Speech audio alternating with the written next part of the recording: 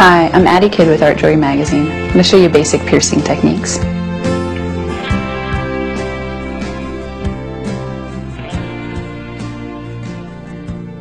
If you have a design you'd like to pierce out of your metal, you start by drilling a hole within the design.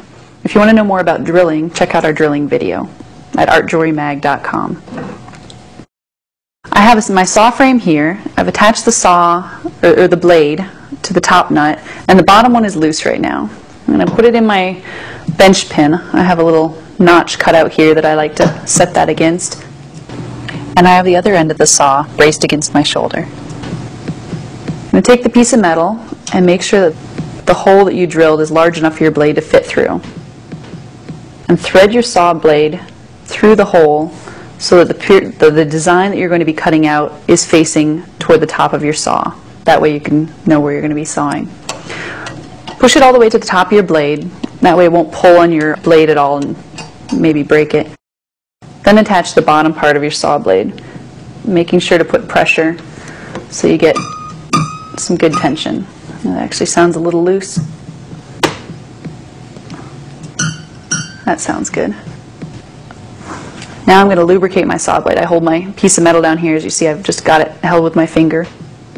And I'm using a synthetic lubricant, but you can use beeswax.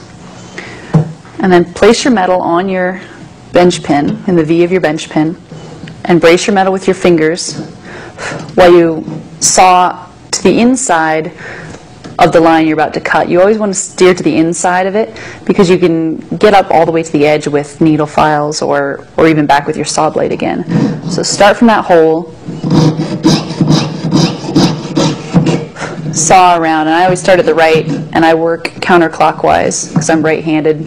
It seems to work better for me, and that way I can keep an eye on where my line is that I'm sawing.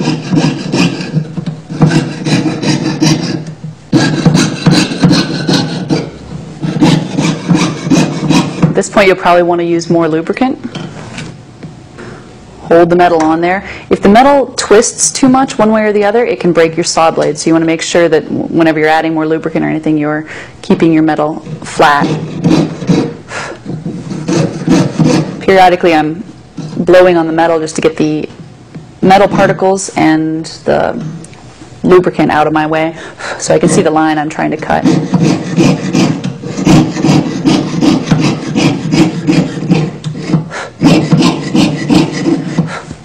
If you want more tips on basic sawing, you can check out our basic sawing video at artjewelrymag.com.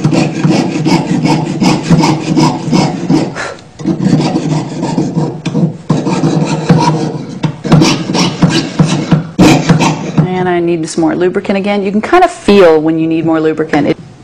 The saw blade's a little harder to go through and the sound changes. Be sure to listen for the sound. You'll understand after you've done it a couple times.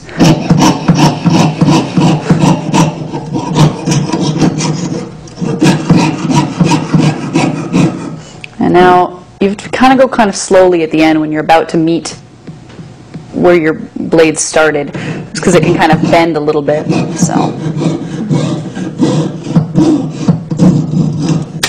and that's how you have a pierced design. To take your piece of metal off your saw blade, brace it again against your shoulder in the bench pin, undo the bottom nut, and slide the blade out.